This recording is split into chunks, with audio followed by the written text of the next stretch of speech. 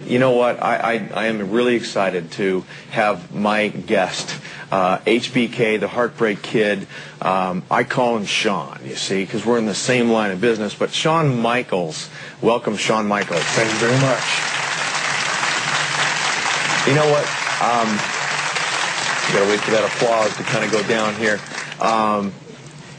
Can we just start by you just telling us a little bit about wrestling and how you got started, or even why you got started? And did you want to be a pro wrestler when you were a kid? I mean, yes. The first time I got to stay up late when I was 12 years old, and this local wrestling promotion called Southwest Championship Wrestling out of San Antonio, Texas, came on, and it was in a little dingy, they called it the Junction. Oh, and yeah. It was a small little, about a 50-seat little building, and it just mesmerized me. And I thought, my goodness, that's the neatest thing I've ever seen. How old were you? I was 12. 12. And I walked into the kitchen, and I told my mom, I said, Mom, I'm gonna be a professional wrestler when I grow up. And she said, "That's nice, honey." So it wasn't football or baseball? Or No, I played football my entire life, continued to play football through my senior year, but in the back of my mind, I wanted to be a wrestler. And I would do it to my friends in the hallway and on the football field. It completely took over my life.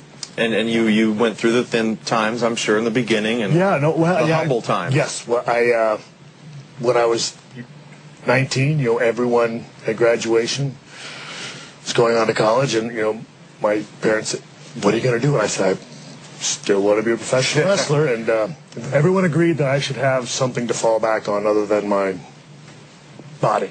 And so go to school, get a degree, and then if you still want to do that, do the wrestling thing, we'll give it a shot. I went to a couple semesters at a school 45 minutes up the road, and after a pair of 1.4s, I came back and I told my dad, "I don't want to waste your money. I know I can do this." Yeah. And so he thought about it, and I went. I got trained, and about 3 months later, I was driving out of my parents' driveway off to Louisiana to start out as a professional wrestler at 19 years old. Man, I remember one time passing through Pittsburgh, and I saw you with your original tag team partner, where you were with Marty. Yep. And I think I was with Rick Steiner. But it was the first time I had ever met you, and you were just on your way up and really making a name for yourself. And man, did you ever do that? Because you ultimately, I said in the introductions that you used your body to, as a wrestler, to change the face of wrestling. You were instrumental in really making wrestling what it is today. Well, I appreciate it. It might be a stretch, but I don't think so. I appreciate it. Because I was smaller than a lot of guys, my style was sort of just doing anything. And I did it that way because I really enjoyed it. I loved going out there and performing. I still do. It's obviously taken a different perspective for me now. But no, I really loved going out into that ring and performing for the people. My father told me once, he said, "Son, if you can make a living doing a job that you enjoy, you're better off than so many people." And I have. I've really, I have struggled, as you know. Right. But my solace in times of trouble was always inside that ring. I always felt comfortable and at peace inside that ring. People cannot understand that unless you absolutely experience it. Yeah. You met your wife through wrestling, didn't you? Yeah, sort of. Yes. I found myself being, one of those people that said, I probably wouldn't date someone that had been in the industry. Right. And after WrestleMania 14 in 1997, I believe, I suffered at the time what I believed to be, and everyone believed to be, a career-ending back injury. Right. And so I was done. And I went home to then try to figure out what I was going to do. By that time, I achieved success, but everything I was as a person, as everything was as a wrestler. I had nothing. I had nothing to identify myself as. I didn't know what I would be if I wasn't a wrestler, and I didn't know who I was.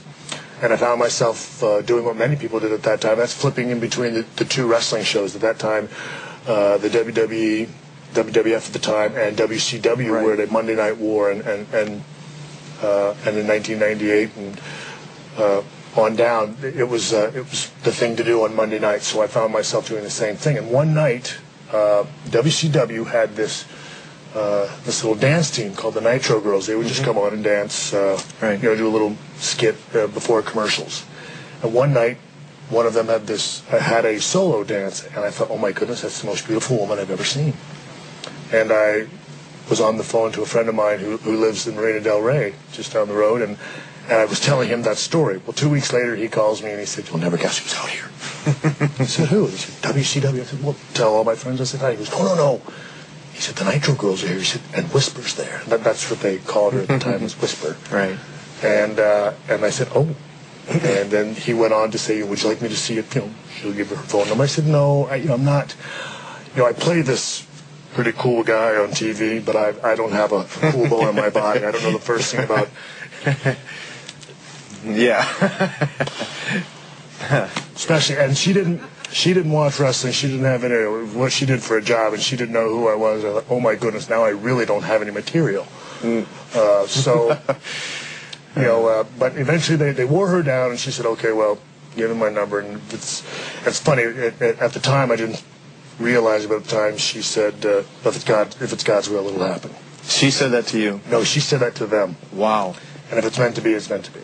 And so I didn't call her because I didn't know what to say. So 2 weeks later, he calls me back and he says, "You didn't call her." And I said, "How do you know?" He said, "Because she, listen to this." And he's got a recording with her saying, "I suppose it's not meant to be, but I appreciate, the offer."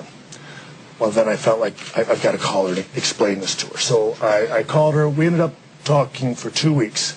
First conversation that we had, she said, "Do you believe in Jesus?" And I was raised Catholic. And I said, "Yeah." Which is to say, I knew who the man was. You knew who Jesus was? I knew who he was. Right. And I knew that he died on the cross. That was about the extent of it. Right, yeah. right. She took that differently. And, years later into our marriage, she said, I'm going to learn to rephrase that question in the future, which is, have you accepted Jesus Christ as your personal Lord and Savior? Right. And anyway, after 2 weeks of talking, she said we should meet. We met, we dated for 2 weeks, and I asked her to marry me. And 2 weeks later, I married her. Wow.